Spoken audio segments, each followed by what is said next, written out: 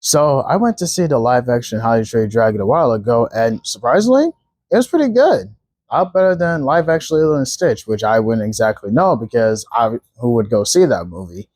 I kind of wanted to talk about it for a second or two, and I will admit that because I haven't seen Lilo and Stitch, I'm just going to go off of what I do know from the movie in this case. So, yeah.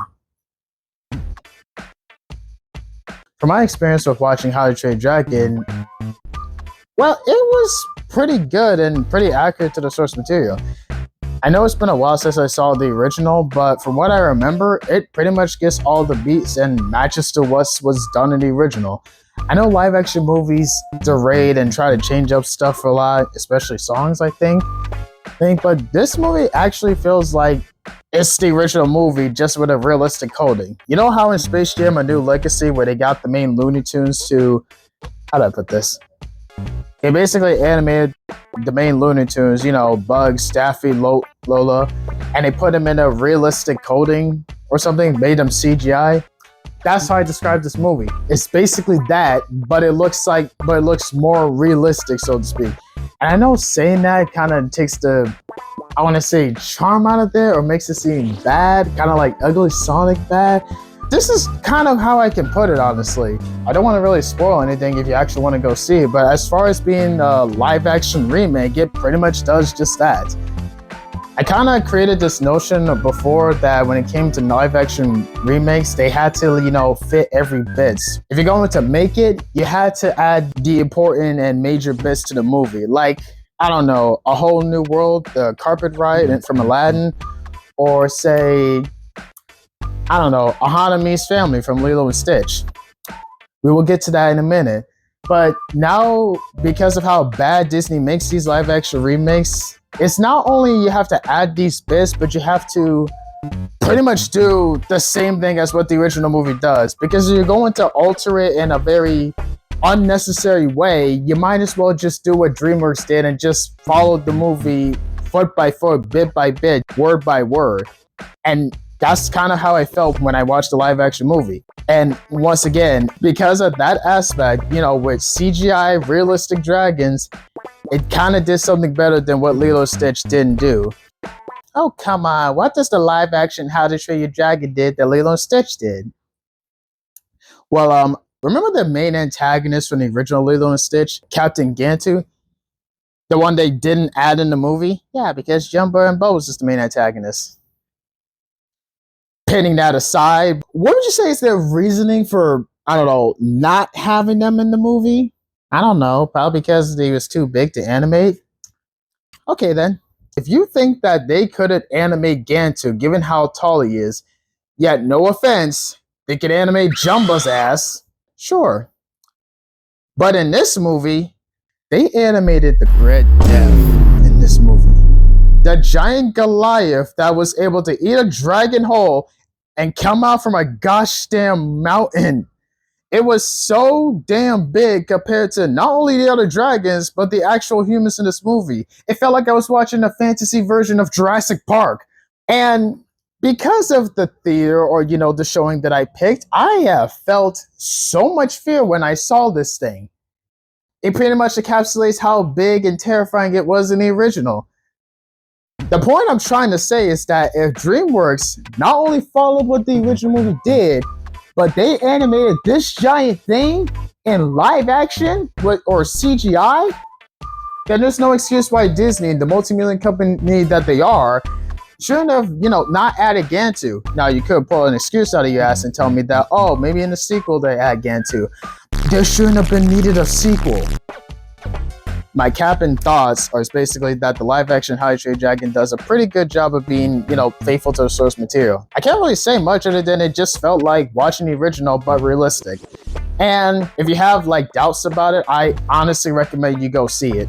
I assure you, they get everything from the original, not just the main bits that make the movie special. Now going on to the movie that just adds the main bits of the movie without understanding why.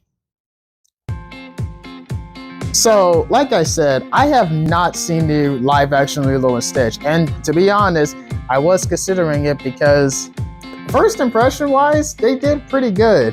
I like to think that because Paramount did a major f*** when it came to animated Sonic the first time around, every company realized if you're gonna CGI a famous animated character, you have to get it right the first time, or by their technical terms, nobody's gonna see the movie, they look like crap.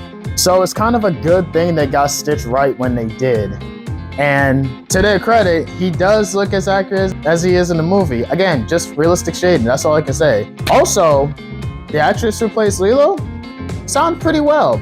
She actually sounds like Lilo from the original movie, and I give her props for that. So literally the only thing they got right with this movie, from my first impression perspective, is the main title characters. And admittedly, I almost wanted to give a pass for Bubbles being an antagonist, because hear me out on this.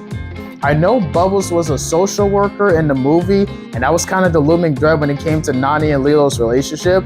But when the twist was that he has space connections with being the CIA, I just thought they were gonna, add to that more in the beginning of this, and I would be fine with that.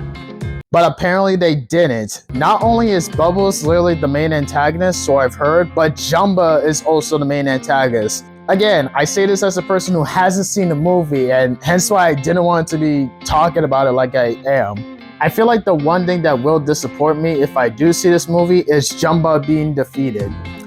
I feel like that shouldn't be a thing I say, because if there's not the scene where he immediately works with Stitch after speaking gibberish, then honestly, that's just ruined. Also, while I'm on that, I'm well aware that the erasure of Pleakley being a drag queen sucks. Gosh help me if I'm saying his name right.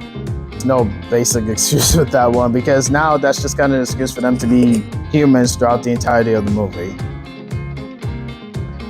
Also, the biggest middle finger about the movie is the fact that Nani gives up Lilo at the end of it. Because I haven't seen the movie, I can't deduce how selfish or stupid this ending is. Fun fact, the only thing I do know when it comes to the other casting of this movie is the fact that the lady she gives Lilo to, she voices the lady that Nani was trying to get a job for, the one with the big glasses in the original movie. Now I'm kind of curious if they actually have a go through a getting a job scene. The worst part about the ending is the fact that Dean Fletcher Camp, the director of the movie, actually defends the ending for it being realistic. I'm gonna just read over what I got here. Camp is defending the movie's ending, which differs significantly from the animated original. The most notable change is Nani leaving Lilo to pursue her dream of studying marine biology, with Lilo then being informally adopted by a neighbor. Tutu. Camp explains that this ending is meant to modernize the story and address the original's lack of resolution regarding Nani's future. As much as that pisses one off, I just want to continue. According to his justification for this, Camp argues that the change reflects a more realistic and nuanced approach to the character's situation. He notes that the original film didn't fully address Nani's future and that the remake aims to provide a more satisfying resolution, while acknowledging that some characters get left behind in life. Somehow this hits me more than it should. I understand the feeling of, I guess, leaving friends behind. And while that feeling sucks, I don't forget them, which I'm pretty sure was the second point of Ohana. How does it go again? Ohana means family. Family means no one gets left behind or forgotten. Forgive me for not using nobody, but yeah, that's the thing. According to the article that I got from People, we wanted to tell a story that's honest about what it means to lose everything and still find a way forward.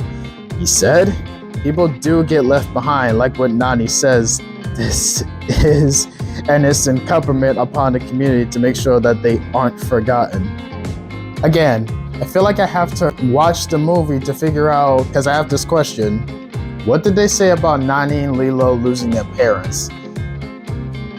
Oh my fucking gosh, I can imagine what... Oh no, I remember.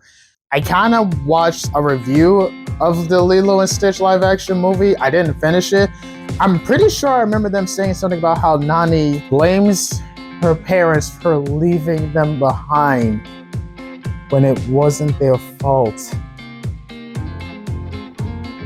Yeah, that has gotta suck. Camp also said that he knew there would be some unhappy viewers when the film premiered because I think you can't satisfy everyone with these remakes. How do I put this in a way? No shit, Sherlock! You are trending on hollow ground when you make one of these because these are films people grew up with and I'm one of them and I totally understand it, he added. Yet you make the change of Nani giving Lilo up so she could pursue a college career. If you understand, then why make these changes? The original film didn't fully address Nani's future and... Oh, okay. So here's where I talk about that part. I'm pretty sure it was clear as day in the original movie that the only thing Nani wanted was basically to be there for Lilo. She was trying to get a stable job so she could, financially provide for her and everything. Despite the fact that she's still her only legal guardian, which I kind of give shit to another character in Demon Slayer about. You could have killed him! If I wanted him dead, he would be. We're not allowed to kill trainees, but I have something else planned. I'm going to break him beyond recovery. No! She's still acting as, this mother figure for Lilo, because she's the only one that she has. But you still remember the fact that these two are siblings, so that's kind of great within the movie. I don't really know how Nani is going to be in this movie, and you would have to watch the movie, admittedly, a couple of times to understand how these characters interact and how they function, how they go through things. It's not like it wasn't clear that Nani's future wasn't applied when the original movie was done, even though I'm pretty sure it was stated that all she wanted to do was provide and take care of Lilo. The point is that she didn't have to go through this alone. Now that they adopted Stitch and had Jumper, had Pleakley, and even David. You saying that the original didn't fully address Nani's future? I want to say that implies you didn't get what the original film was implying, because she was just trying to tend for Lilo, and now she didn't have to do that alone. I'm pretty sure that's what the film establishes by the end of the film, that the family grew after it was broken. And how did it end up getting fixed, by the way? All I can really say, though, is that, despite me not seeing the movie, I can tell it wasn't, handled properly.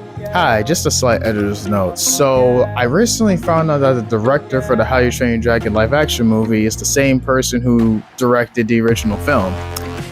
I also found out that he's the same person who directed and written for the original Lilo and Stitch. And he was not called to be brought back to do the live-action remake for Lilo and Stitch.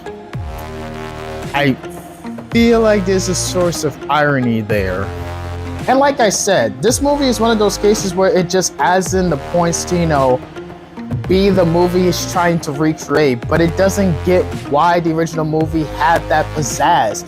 I know he said before that, you're trending on childhood grounds and you're not really gonna sell people with live action remakes. Well, of course you're not, because they have a reputation for not getting the original movie's purpose. You're just remaking the movie with the bits so you can show it off as, hey, this is the live action version of the original movie you like.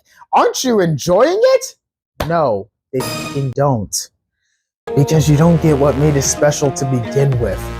My point is that Dreamworks definitely knew how to make a live-action remake by just doing what the original movie did. I feel like I don't even need to mention Snow White in this regard, which, fun fact, that's on Disney Plus now. Take that information what you will. I even heard they were considering doing a live-action movie of Tangled. Disney, real talk. If you touch that innovative and very fun and enthralling movie that is Tangled, we're gonna have a problem. This is gonna be a long video to edit. But hey, hope you enjoyed this, and I'll see you in the next one.